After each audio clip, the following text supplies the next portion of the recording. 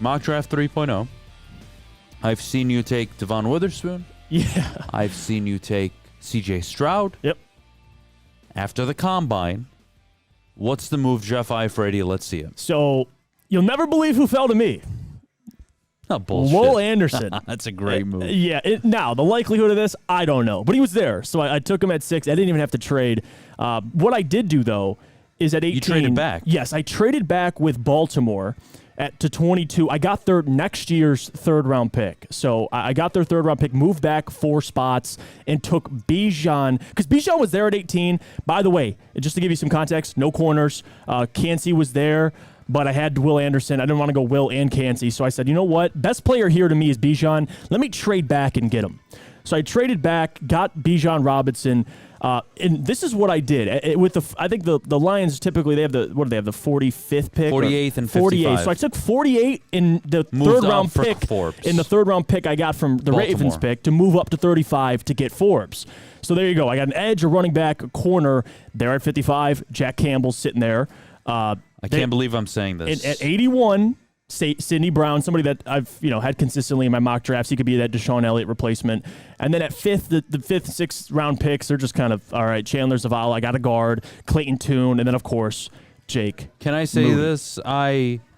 You can sell me on Bijan Robinson if that's how the board exactly worked out from pick 6 to 55. Mm-hmm. If those are the 4 players you're promising me, I will accept the idea of drafting a running back in the first round. That's the I guess mindset I had too. Is who am I getting defensively? I got Will Anderson, so you could argue the best player in the draft. He's not going to be there at 22. And then you got Emmanuel Forbes, another corner I like. Jack Campbell, Sidney Brown. I like the defensive players I got. That's why the Bijan pick for a couple reasons. I'll explain it. So why Bijan? Because you still have 1 year left of Swift. Yeah. And I'm not hating on it because you're going to see what the hell I did, and you're going to freak out that I even did it. Why Bijan? Because, there is 1 year left of Swift, but we do know he is always unavailable. And when he isn't available, you saw the Lions' offense early on in the season. It was tough, man. It's not that they weren't scoring points and moving the ball, but damn it. There's only so much you can do without a running back in the NFL. You want running backs situationally to be excellent. Isaiah Pacheco, Tyler Algier, great later round backs. Right. But can Bijan be a Saquon Barkley that carries you to the playoffs like he did in New York? Mm-hmm. I'd like to think so. No? And this is the reasoning. 2 things. From Brad Holmes' point of view, Bijan Robinson, I agree for the most part with the rule. You don't typically take running backs in the first round. Now, there are exceptions. It depends on the player you're taking. Bijan, to me, is a top 10 talent. It's strictly because he plays running back, he's going to slide in the draft. But to get him at 22, traded back to get him, and he's still there, to me, it's worth it. You get the 5th-year option on him, so you'll have him for 5 years on a rookie contract. If you don't want him, you don't need him. You get 5 years with him. And the other reason is for Jared Goff. We've seen Jared Goff, his most successful years is with a bell cow back, somebody you can rely on, like Jamal Williams a lot. He's not your number 1 running back. You're not going to consistently give him 20 carries. And in today's NFL, you need 2 running backs. So for Bijan, if you can give him most of the carries or him and Jamal can split carries, what Bijan could do in the pass game, to me, he's a bigger, better DeAndre Swift. And again, for Bijan, he's a first-round running back, whether you like it or not. Oh, and I like he's Swift, a top but you 10 talent in the draft. You can't rely on Swift, and that's the problem I have. Bijan could come in right away, can take a ton of carries, can be productive, and again, him and Jamal would be great, even if you throw Swift in there as well. So I like the Bijan pick. You guys are hilarious. In 5 years with him, I mean, everybody loves your mock for the most part. But what they're all saying, Jeff, consensus, is that because you landed Will Anderson, you could draft punters and kickers. They don't give a shit. Well, I agree to some extent, and that's why it was less pressure on me. You got to. I think that's the key word there, and that's when we talk about my mock at 9:15. You'll see I felt less pressured to fall in line with what I was typically doing because of what was available. Mm-hmm. So yes, when you get a Will Anderson, it eases off so much pressure because, I could take a shot at Bijan, and he's probably worth a top 10 pick, but the reality is it's just not a running back's game anymore. But if I get him at 22, I don't mind in your scenario. Oh, and you traded up and got Emmanuel Forbes, plus I can go out in free agency, get a veteran corner.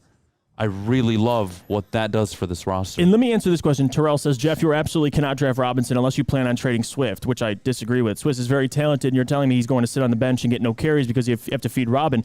Well, number one, Swift can shut the hell up because he's done nothing in the NFL. Yeah, I was going to say, if you're holding on to Swift, I don't really have much for you. Swift, to me, you can't rely on him. He's talented, but I need somebody I can rely on, somebody that can withstand carries, withstand over a 17-game season. I haven't seen that out of Swift. Like him, but to get Bijan at 22, and you guys have to understand who was available. That's important. I didn't take Bijan over Joey Porter. I didn't take him over any of the corners. I took him over Cansey, but I already had Will Anderson. So that was my reasoning. It made sense. He was the best player, hands down, available. I'm not taking another player simply because you shouldn't draft Bijan. I'm taking the best player on my board, and he was at 22. Let me read your board to you in a different way.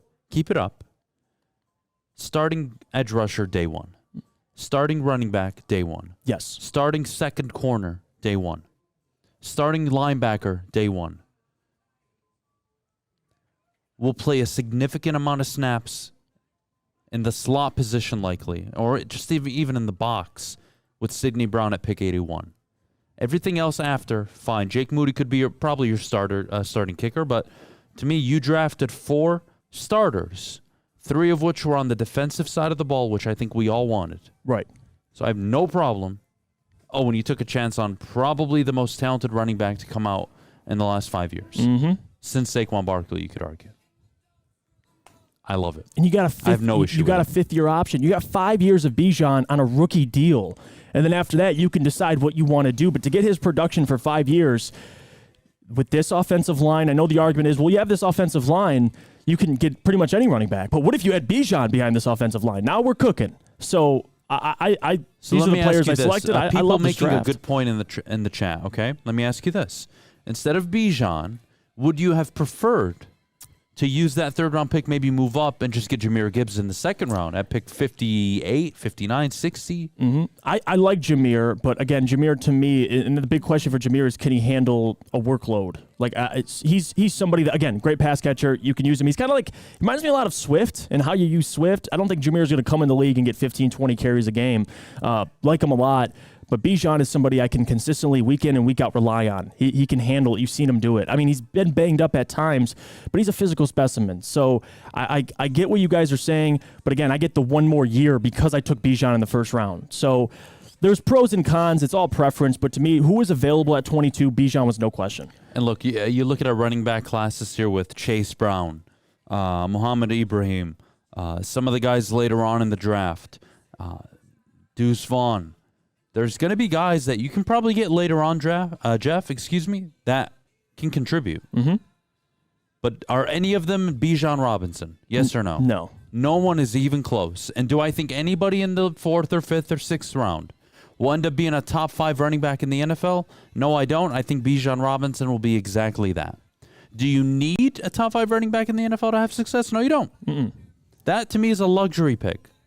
But you get away with it because you drafted Will Anderson, Jack Campbell, Emmanuel Forbes. And we watched the Lions this year. You saw games where their run game could not get going. And you had DeAndre and Jamal out there, so it's not like you had injuries at times. So you need somebody that with can that come offensive in line. With that offensive line. So again, you need somebody, and I like Bijan a lot. So it goes to the number one point I'm making, and you have to understand is who was available.